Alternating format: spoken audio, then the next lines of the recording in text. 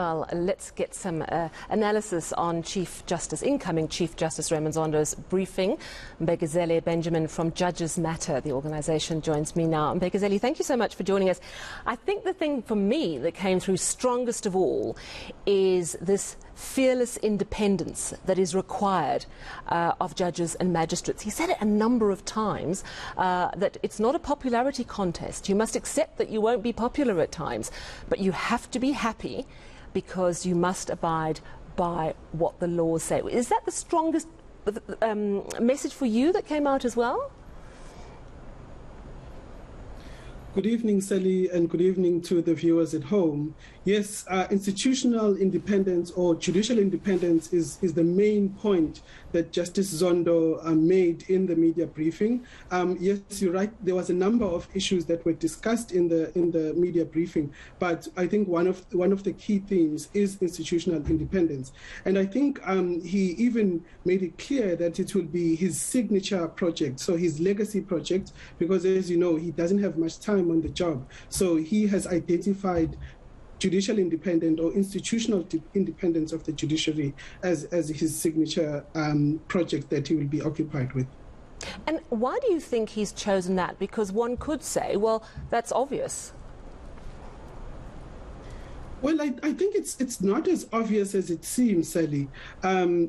The judiciary has been undergoing a transformation or a transition over the last 10 years or so, where the judiciary wants to be more independent. You'll recall that in the past, it used to fall under the Department of Justice and directly under the authority of the Minister of Justice. Now, about 10 years ago, there was a project initiated to have the judiciary as an independent arm of government with its own budget, with its own administration. And that project sort of stalled in about 2014, 2015, and there hasn't been much progress on that.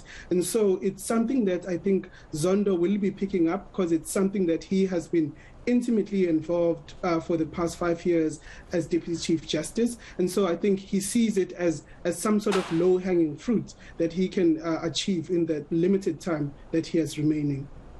And of course, you know, an obvious focus during this media briefing is to ask him about his work, his most recent project, which is as head of the State Capture Commission. He said some interesting things.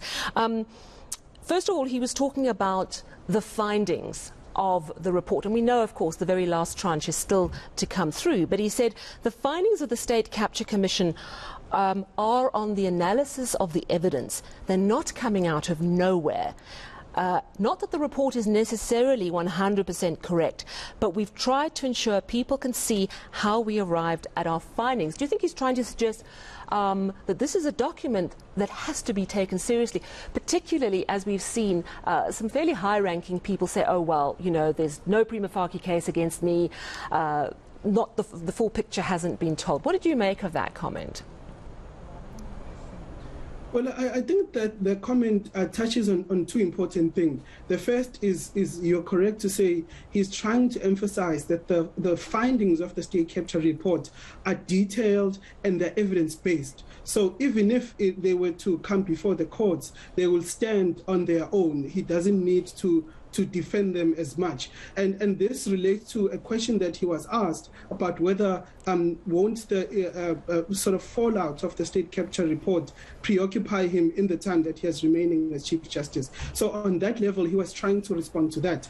But on the second level, he was also trying to emphasize this point again of independence, to say that they've analyzed the evidence, they come to the conclusions that they did based on the evidence. You'll recall that he was also asked a question about whether or not he hasn't made findings against the president for some other reason, and his appointment as Chief Justice is some sort of a reward for not finding against the president. And he specifically said that I can only make findings based on the evidence. So if I haven't made findings against anyone, it's not because I don't want to or I'm shying away or fearing the person, but it's simply because there is no evidence, and I've done a thorough analysis of the evidence to make the findings that I did against those whom he has made findings.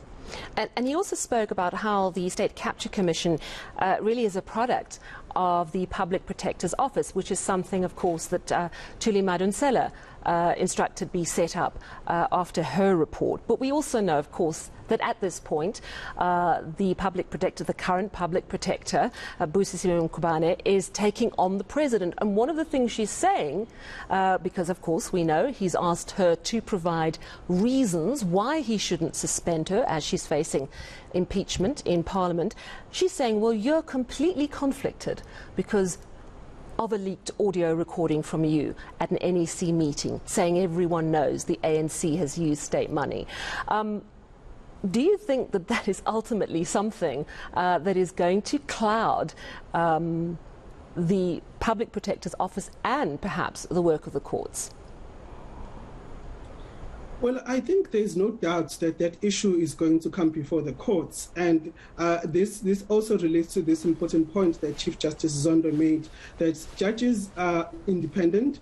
The North Gauteng High Court, which has come for some sort of criticism or some sort of attacks in recent times, he said that that court, the judges there, they come to their decisions independently, even though some people might try to sort of paint those decisions as being biased against some person or others. But he says overall, if you look at the overall assessment of the North Gauteng High Court judgment, you'll hardly find a judgment that is not well reasoned. And even if it was wrong or a person feels that the judgment was wrong, then the person could easily take it on appeal and it would be corrected on appeal. And the general point that Chief Justice Zondo makes when he says this is to say that independence of the courts is something that he takes seriously, and it's something that going forward in his tenure as Chief Justice is something that he will pay particular attention to.